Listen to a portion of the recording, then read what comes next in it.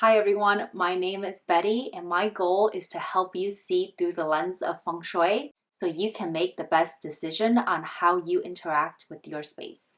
In this video, I am going to talk about the top 5 reasons that you're losing money.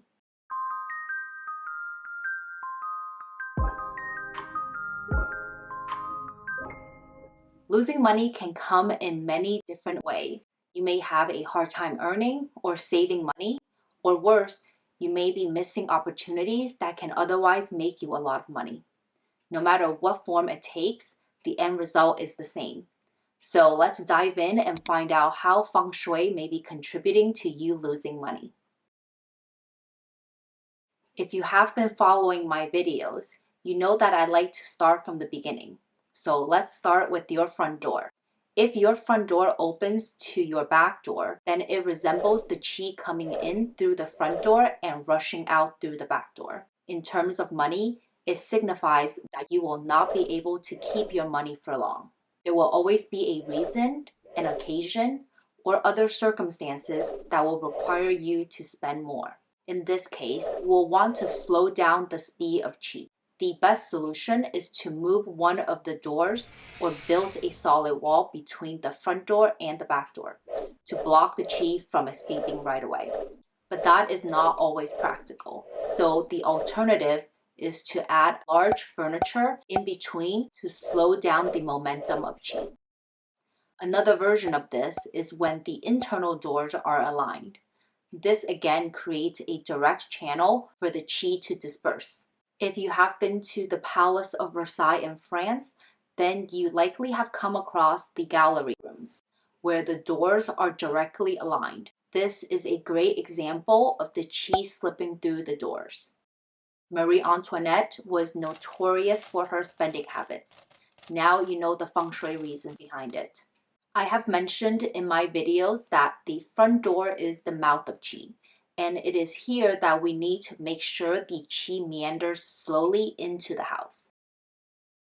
If you live in a house where your front door opens up to the stairs, then from the outside perspective, a large portion of the qi will immediately move upstairs. On the flip side, when you open the door from the inside, qi from the second floor will be rolling down the stairs and rushing out the front door. These stairs create an open channel for qi to roll down the stairs and out the front door. Over time, your money will come to mimic the same behavior pattern.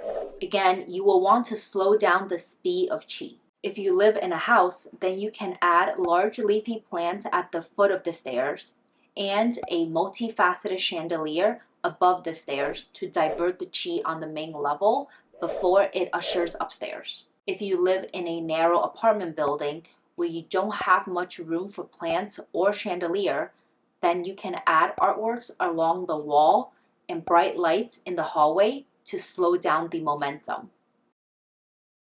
A leak in the house will also cause you to lose money, although this is more temporary in nature. Aside from the obvious fact that you will have to spend money to fix the leak, even if you are a tenant renting the house where you are not responsible to foot the bill, you should still anticipate an unexpected bill or large expense coming your way. In the meantime, you can be proactive about your money spending habits. For example, you can consider contributing to a charitable organization or plan the vacation that you've always wanted.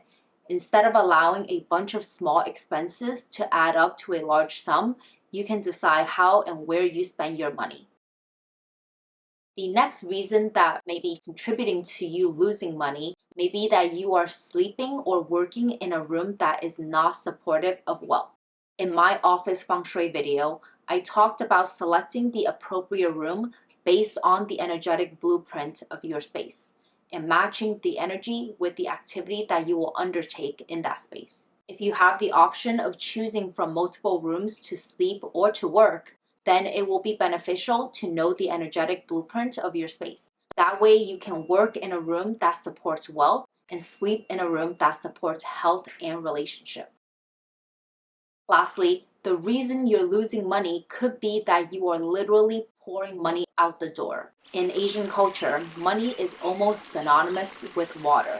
So if you happen to have a fish tank, a sink, a water fountain, or any other active water feature that is visible from your front door, then you are pouring money out the door. Depending on the type of water feature you have, it may be difficult to move the direction in which the water flows. In this case, you should definitely consider creating some sort of barrier to block the view. Otherwise, if the water feature is small and mobile, you can move it to a different location. Although I have to caution here that not all homes can have a water feature. As I've mentioned many times in my previous video, each space has its own energetic blueprint, and depending on the energy, it will dictate whether your home will benefit financially from having a water feature. If yes, then adding the water feature can create tremendous opportunities for you to make money. Otherwise, it will have the opposite effect and cause you to lose money. So before you get that fish tank, make sure you consult with a Feng Shui consultant first. I hope you enjoyed this video and learned a few ways to minimize your exposure to losing money with Feng Shui.